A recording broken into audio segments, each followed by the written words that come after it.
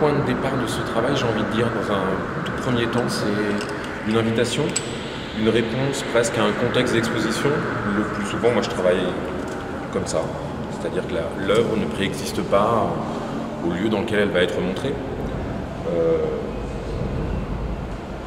Donc voilà, donc c'est d'abord un espace qui m'est proposé, en l'occurrence celui-ci, qui est à la fois espace d'exposition et juste espace de transition pour aller dans des espaces d'exposition.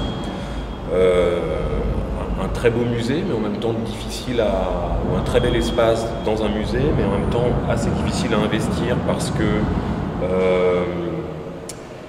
qu'on n'a pas de possibilité d'accroche à la fois au sol, au mur, au plafond. Et qui est, je dirais, pourquoi je parle de ça? Parce que souvent c'est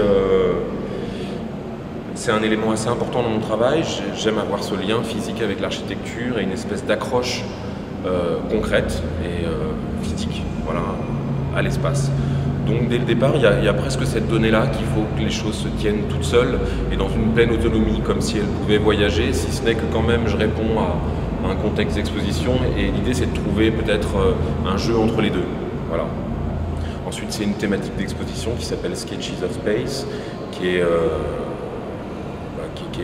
petit peu tout ce qui, moi, m'intéresse, en fait, sur la relation que chacun peut entretenir à l'espace, la manière, le propre de notre perception dans l'espace. Et donc voilà, et donc, tout ça sont des sujets qui m'intéressent.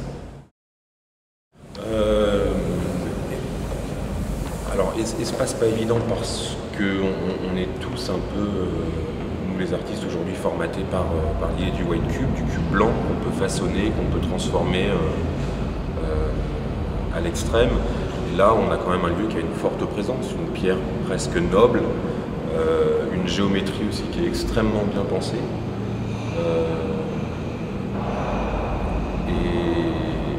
Et donc il y a presque eu, à partir de là, en fait, l'idée de s'opposer à tout ça ou de jouer avec tout ça. De jouer avec tout ça dans un contraste d'opposés complémentaires, c'est-à-dire que cet espace, la teneur, enfin, la couleur de cet espace est plutôt claire, je le vois presque comme blanc, même si on est plutôt vers un beige. L'idée donc assez vite était de prendre l'opposé, une couleur qui contraste avec tout ça. Et donc, avant ça même, c'est de rivaliser, de rentrer, presque de rivaliser un peu avec l'espace qui m'est proposé. Donc, de jouer cet opposé complémentaire qui est le noir, et de jouer aussi une géométrie qui tend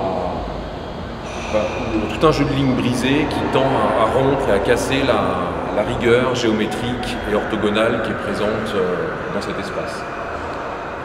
Les courbes aussi, en fait, il y a tout un jeu de courbes, et là peut-être je joue en fait quelque chose de curviligne, mais sur un ensemble de formes qui seraient brisées, qui seraient presque, donc voilà, de briser aussi de la géométrie. Donc il y a ce jeu juste formel en fait de casser un petit peu,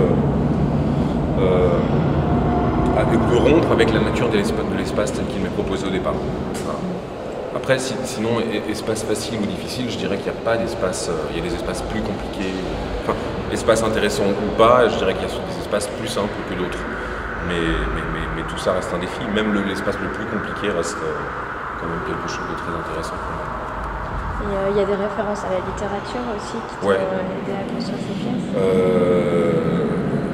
Oui, c'est-à-dire que en fait, l'invitation correspond au même moment où je lis Habitation imaginaire d'Edgar Allan Poe, qui sont une série de 3 petites nouvelles, très très courtes, qui se lisent presque en une demi-heure de temps, et avec un intérêt particulier pour les 2 premières nouvelles, qui racontent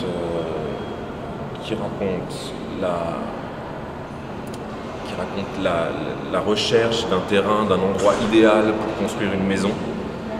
Donc pour le protagoniste de cette histoire, et dans un deuxième temps la découverte d'un lieu ou d'une maison qui évidemment n'existe pas ou qui resterait à inventer.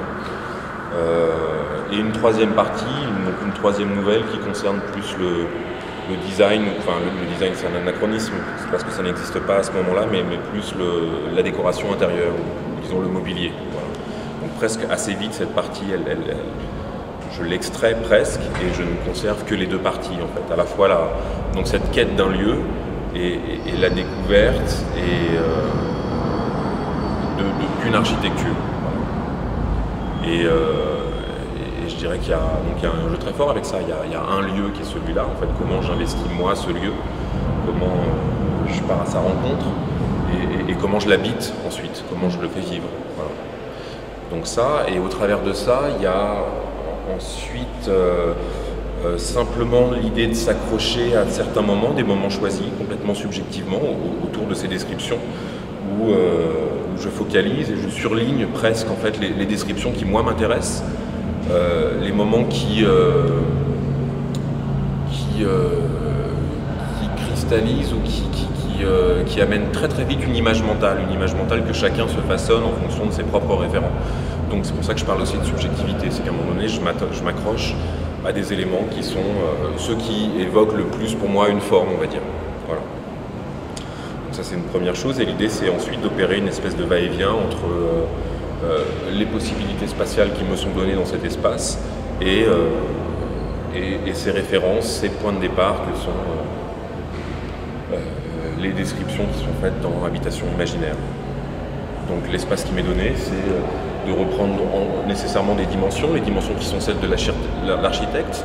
Presque au départ son maître étalon, les mesures qui sont répétées, qui se déploient.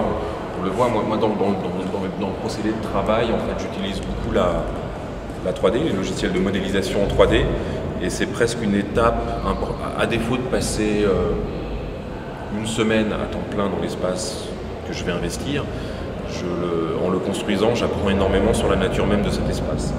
Donc ça veut dire qu'à un moment donné, je redessine tout cet espace sur un ordinateur et je me balade dedans, je le fais tourner un petit peu dans tous les sens. Je dessine même la verrière, qui est presque du coup un élément super important pour comprendre la nature de cet espace-ci, celui dans lequel on se trouve là maintenant.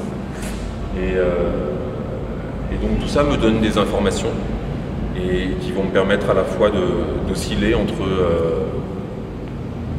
les descriptions d'habitation imaginaire et les caractéristiques propres à cet espace. Voilà. Donc si je raconte un petit peu le choix de ces formes, il se fait à la fois dans ce que je peux puiser dans les descriptions d'Edgar Allan Poe et sur un jeu très formel en fait, de proportion par rapport à cet espace. Donc, un élément comme le grand élément qui se trouve adossé contre le mur là-bas, ça n'apparaît pas du tout, mais c'est la reprise d'un ensemble de murs et de cet effet d'accordéon. Ce sont les murs là, qui se trouvent juste derrière nous. Voilà.